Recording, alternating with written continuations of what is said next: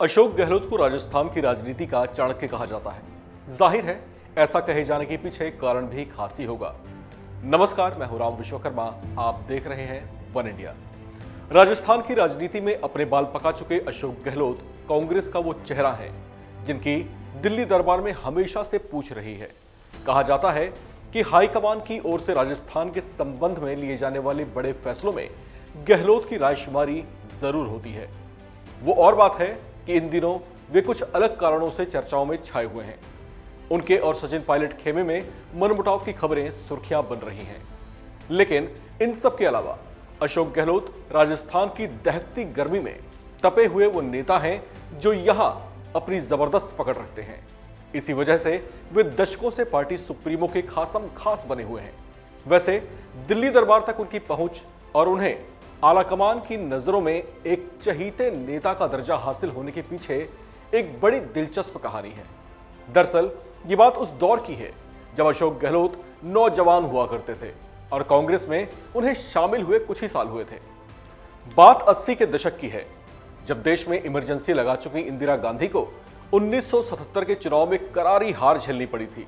लेकिन राजनीतिक परिस्थितियां ऐसी बनी कि फिर से चुनाव के हालात बने और इंदिरा गांधी 1978 में फिर से चुनावी मैदान में थीं।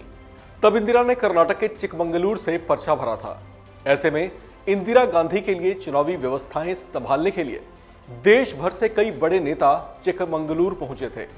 उनमें से एक थे नौजवान अशोक गहलोत, जिनकी उम्र उस समय 27 से 28 बरस रही होगी। उस समय चुनाव प्रचार मैनेजमेंट की ड्यूटी में लगे पार्टी के नेताओं को कुछ पैसे दिए गए थे। इंदिरा गांधी के लिए सबने पसीना ऐसा बहाया कि विपरीत हालात में भी इंदिरा गांधी चुनाव जीत गई। फिर एक दिन जब तत्कालीन प्रधानमंत्री इंदिरा गांधी अपने कार्यालय से बाहर आ रही थी तो उनके सामने वही 27-28 साल का एक लड़का हाथ में 100 के 3 नोट लिए खड़ा था।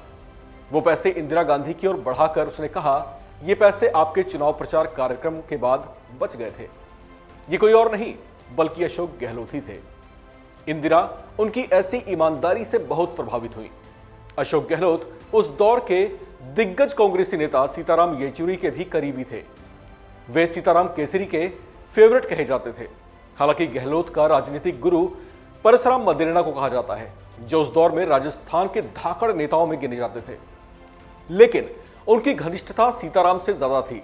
कहा जाता है कि सीताराम केसरी की वजह से ही वे 3 बार राजस्थान कांग्रेस कमेटी के अध्यक्ष बनाए गए थे। अशोक गहलोत वैसे तो पहले ही इंदिरा गांधी की नजरों में अपना प्रभाव छोड़ चुके थे, लेकिन कहा जाता है कि सीताराम केसरी के जरिए गहलोत की पहुंच दिल्ली दरबार में और ज्यादा बढ़ गई थी। वो जो चाहते सीताराम केसरी से कहते और फिर सीताराम केसरी वैसा करवा देते थे।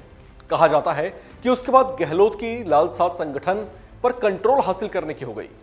इस कहानी में ट्विस्ट यहीं से आता है। साल 1998 में राजस्थान में कांग्रेस ने दमदार वापसी की तो उस वक्त अशोक गहलोत के राजनीतिक गुरु रहे परसराम मदेरणा को जोरदार झटका लगा। कहा जाता है कि वो झटका किसी और ने नहीं बल्कि उनके अपने शिष्य अशोक गहलोत ने उनको दिया था।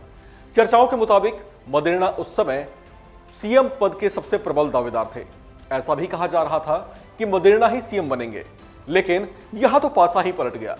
दिल्ली से माधवराव सिंधिया और गुलाम नबी को पर्यवेक्षक बनाकर जयपुर भेजा गया और घोषित कर दिया गया कि अशोक गहलोत मुख्यमंत्री होंगे।